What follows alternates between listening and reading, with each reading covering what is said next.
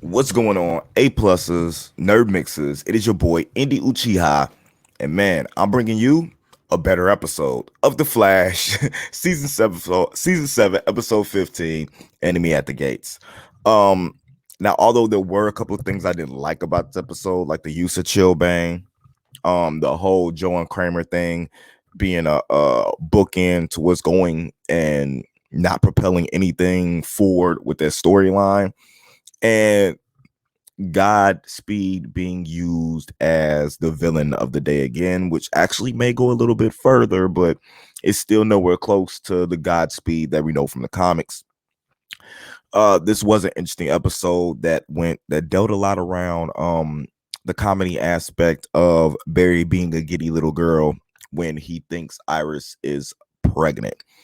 Uh Notable thing with this episode is that Candace Patton, who plays Iris West, is nowhere in the episode, although Barry is having conversations with her, one-sided conversations with her through the entire episode, starting with the episode starting off with him gathering blood and urine samples to go test to see if Iris may be pregnant because he has a dream that Nora came to him and telling him everything's gonna be all right. So like when kind of like the situation when a woman dreams about a fish, uh Barry dreams about Nora and thinks that mean that Iris is pregnant. So then the comedy ensues because they want to keep it quiet um about what's going on. So until they know for sure that Iris is pregnant. So Barry's trying to keep it hidden the whole time, and it is hilarious in how that happens. It was very like tongue in cheek. I don't know if that's the proper term for a tongue in cheek, but it was a type of humor they haven't used in a while. Definitely better than the dance scenes that they had in the past two episodes. And so I'm all for it. It feels like it's been a while since we saw a villain that was a real speedster other than the Speed Force. You know what I'm saying? So when Godspeed popped up, I was very thankful. You know, I was like, a typical speedster villain. Sorry, guys, that Barry has to deal with that isn't the Speed Force, and I'm happy, very happy. But again, disappointed by the way it was used.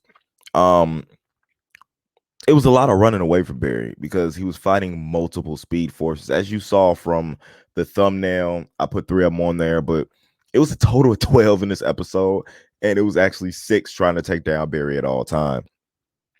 They had this like weird modem speech that they did to communicate with each other that Team Flash actually used against them by pumping it through the sound system of Star Labs in order to try and confuse the guy Flashes or the guy speeds that was going on. It ended up failing when one of the guy speeds was able to break into the room and stop it from going, and they were all just going after the Flash instead of Speed. There were interesting fight scenes, although they seemed like they weren't normal Flash fight scenes. It was like something you would see on Arrow, but not as good. And Chillblaine teamed up with Killer Frost or Frost, I'm sorry, in order to fight off two of the Godspeeds. But they played up the whole Killer Frost has a crush on Chillblaine, but doesn't trust Mark. You know what I'm saying? To be a good guy, even though she went through the same exact thing herself. It doesn't make any sense that she's not willing to give somebody a chance when they gave her a chance after everything that she did and she's actually killed people. So it's interesting to me how that goes on. But Chillblaine in the end ends up getting his gauntlets back so he can have his powers and makes Frost a drink, drops something in it to make it like explode and like turn hard into like metal or something like that, and then jumps out the window while Frost is distracted. Now it could be something where he has something going on where he doesn't want her getting hurt because he actually cares about her, or he could still just be a villain that Frost is going to chase. This whole thing, other than him needing to be there to help them, which I don't know why he needed to be there when Allegra was there. Allegra doesn't have to be in the surgery with her sister, by the way, because Caitlin is doing surgery on, what is her name? They introduced so many characters. Ultraviolet is doing surgery on Ultraviolet to fix her vocal cords because the chip that she has in her vocal cords needs to be updated like an iPhone. And if it isn't updated, it'll stop working. So she's doing the thing to, you know what I'm saying, get it out so that she can have a voice and stuff back to be back to normal. I don't think Allegra has to be there the whole time the surgery is going on, especially when I'm so sorry. It's early for me. Especially when the Godspeeds are out there and it's like World War II. It could be all hands on deck because it was 6-on-3 and they could have used another person with abilities, you know what I'm saying, to help out. So I don't know what the writers were thinking of there. With Allegra supposedly supposed to be in an integral part of the machine to be that. I know she cares about her cousin, but you know, if the Godspeeds come in and destroy everything or harm Star Labs in any way, it could affect her cousin as well. So I don't know if it's a thing where they didn't want it to be that easy or they needed that type of odds put up against the Flash in order to keep the episode interesting, because you never once felt like Flash gonna make it out. I mean, the first time he's running from the two Godspeeds, he runs back to Star Labs, they drop the force shield, then you see like 4 more pop up and they're force punching the shield trying to break it, and then they finally get through by sucking the powers out from the shield and got the Flash powers.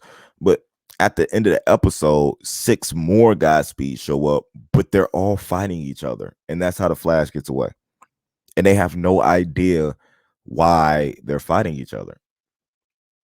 And Barry finds out that Iris isn't pregnant. And the whole time he's talking to Iris on the phone with her not talking back because Candace Patton is not there. So that's interesting to me. I haven't really looked into any of that. I know it was a Twitter post or Instagram post or something like that with her asking not to be asked about Grant, to be asked about the Flash. I don't know what's going on there. I know she was in the midst of contract negotiations. I don't know if it's something with Grant's maybe not wanting to do this because you can't do a Flash show without a Flash, right? So maybe I'm gonna look more into it and then get back to y'all on that, because it's very interesting in an episode like this, especially when they're talking about Iris possibly being pregnant. That is no Iris. The whole time she was just at home because she wasn't feeling well. Maybe it was a COVID thing, you know what I'm saying, and she wasn't able to be part of the episode. I really haven't seen anything on it, but if I see something, I will let you guys know. Or if you guys know something, go ahead and put it in the comments below, because it was just strange that they did that. Chillblaine looking for redemption could be cool, but I don't like the way they're doing it. I think that should be a storyline of its own. You know what I'm saying? Separated, even if it's just a one-off episode thing, because the connection between him and Frost is deemed to be too important just to be a side piece, especially if Frost is supposed to be a new main member. She's like number 2 most powerful meta on Team Flash, and they're just treating her storyline like it's nothing. Danielle Nicole had an interesting part in this episode because she was the one that was able to sense that what was going on with Barry, and she was trying to help keep the secret. And she was also there when she found out that she was there with Barry when he found out that Iris wasn't pregnant. So it must be something else, you know what I'm saying, that's catapulting Nora saying we'll be back together soon, him having that dream, which was probably a conversation through the Speed Force they were having, because we know that we're getting Impulse and XS coming back. So maybe that's what they mean, that they're going to connect more like that. All in all, they had way too much going on for one episode, and they still didn't use Godspeed right. But the way the episode ended is, I really feel like we're not done with Godspeed. So let's see where we go with having him here, and if this is where the villain for the second half of the season is going to come from. Uh, Joe and Kramer, like I said, was way out of place. Um, they're researching something. They went to go check something out. I think they were trying to tail the guy that Kramer was looking for, and then somebody blows up the car. We don't know if they got out the car or not. It didn't look like they got out the car. So that was like the cliffhanger that they left you on, but it wasn't enough to go with them.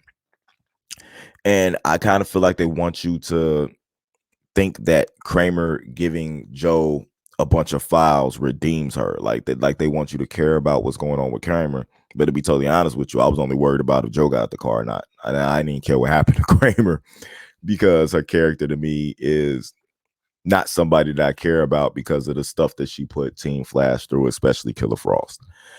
This episode was better than the episodes we got prior so far, but it still missed a lot. Especially in the villain category for somebody like Godspeed. It feels like they had too much going on at one time, though it was a more entertaining episode than what we have been getting. I just feel like they swung and missed at a few things going on. So you guys let me know what you think about this episode below in the comments. Don't forget to like and subscribe. Follow us on all our social media. You can follow me down here at Nerd Mix Alpha everywhere. I got Twitter logo up there because I think I'm going to start trying to be on Twitter more. You guys check that out. You check out all my music at Indie Uchiha on all streaming platforms. Again, if you go stream my music, take a screenshot of you streaming my music, get at me at Instagram or Twitter with that screenshot, and I will send you A+ Hero Report t-shirt. All right. That's all you gotta do. Get out there. I'll contact you in direct message and get the details, and I'll send you an A+ Hero Report t-shirt. That's all you gotta do. Screenshot you streaming my music. All right. Until next time, guys. As always, this has been a Nerd Mix. Keep it A+. Indie out. If you enjoy our content and want to be a part of helping our channel grow, become a patron supporter. We have affordable tiers to choose from that offer a variety of exclusive and early access content, from audio files for all of our shows for you to enjoy on the road, access to our Discord community, and plenty of reactions, reviews, character breakdowns, and more. Check us out at patreon.com/A+opinions. And as always, remember, like, subscribe, and hit that bell notification so anytime we drop a brand new video, you will be notified.